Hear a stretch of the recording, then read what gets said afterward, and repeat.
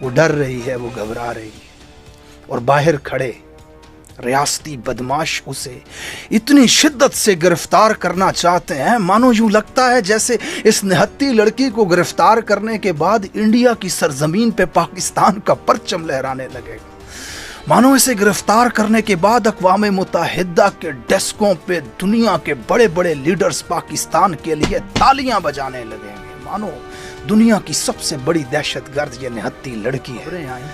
مفہوم کچھ یوں تھا کہ جج صاحب اس لڑکی کو مخاطب کر کے کہتے ہیں، بیٹا مسکرائیے، آپ پشاور ہائی کورٹ میں ہیں۔ السلام علیکم and welcome to Alizai vlogs. دوستوں، میں پاکستان سے ہزاروں کلومیٹر دور ہوں، لیکن آج کا پورا دن پشاور ہائی کورٹ میں گزرا، دل و دماغ وہاں پر تھا۔ چلے میں آج آپ کو بھی لے کے چلتا ہوں۔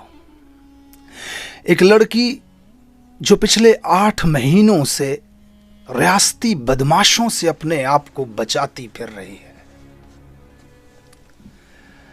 وہ ڈر رہی ہے ان سے، تہ خانوں میں بنے ان قید خانوں میں جانے سے خوف آتا ہے اسے، وہ ڈر رہی ہے اپنی عزت سے، وہ ڈر رہی ہے بدنامی سے، اسے ڈر ہے کہ اگر میں ان کے ہاتھ لگی تو یہ مجھے میرے نظریے سے ہٹا لیں گے یا شاید مجھے توڑ دیں گے۔ میں اس ملک کے انصاف کے نظام پہ بھروسہ کرتے ہوئے ہمیشہ اپنے لوگوں سے کہا کرتی تھی، میں بے وفائی نہیں کروں گی، میں ڈرتی نہیں ہوں، میں بہادر ہوں، یہ مجھے بزدل بنا دیں گے۔ وہ اپنے آپ کو بے گناہ سمجھتی ہے اور ان کے ہاتھ نہیں آنا چاہتی۔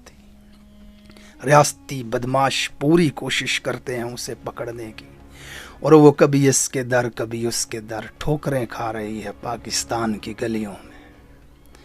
حالات کی تلخی اس کے چہرے سے عیاں ہیں، یہ خوبصورت چہرہ 8 مہینوں میں یک دم بدل کے رہ گیا۔ آج وہ چھپتی چھپاتی وکیل کا لباس پہنے پشاور ہائی کورٹ کی عمارت میں داخل ہوتی ہے، جج کے سامنے اپنی رودات سنانے کے لیے اور انصاف مانگنے کے لیے۔ اسی دوران ریاستی بدماشوں کو اس کی موجودگی کی خبر ہوتی ہے۔ پشاور ہائی کورٹ کے دروازے پر پولیس کی نفری کو بھیجا جاتا ہے، سینکڑوں موٹر سائیکلز، متعدد گاڑیاں، سینکڑوں جوانان خیبر پختونخوا اس نہتی لڑکی کو گرفتار کرنے پہنچ جاتے ہیں۔ کمرہ عدالت میں بیٹھی وہ لڑکی سوچ رہی ہے کہ شاید آج کی رات کسی قید خانے میں گزرے گی، یہ مجھے لے کر کیسے جائیں گے؟ پاکستان میں ہونے والے حالیہ واقعات اس کے دماغ میں گھومتے ہیں، کیسے لڑکیوں کو بالوں سے پکڑ کے گھسیٹا جاتا ہے۔ وہ سوچتی ہے کیا بالوں سے پکڑ کے گھسیٹیں گے، منہ پہ کالا کپڑا بھی ڈالیں گے، مرد گرفتار کریں گے؟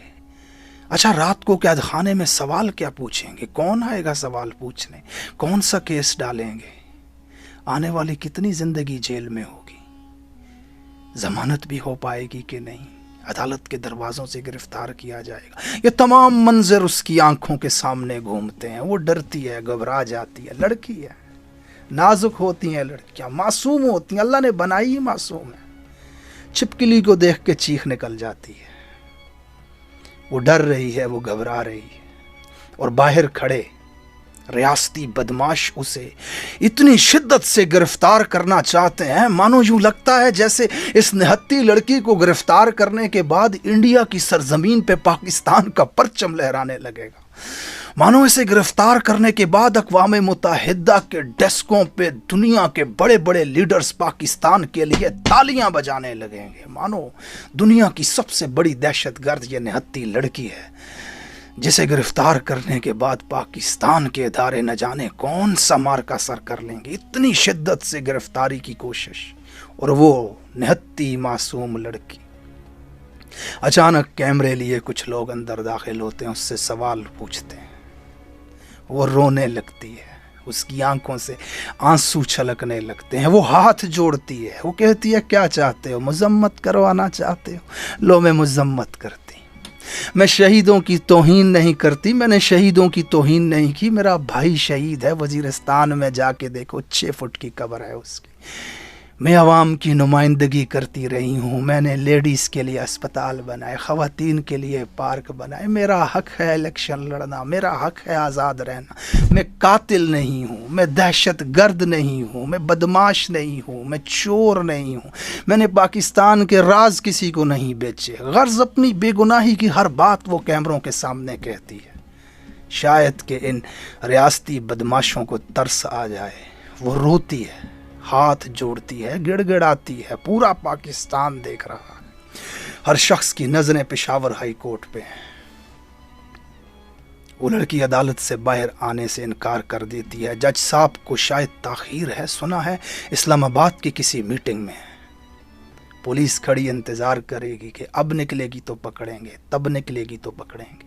وہ لڑکی باہر نکلنے سے انکار کر دیتی ہے۔ میں رات عدالت میں گزاروں گی، صبح جج آئیں گے، ان کے سامنے اپنی بے گناہی ثابت کروں گی، ضمانت لے کے جاؤں گی۔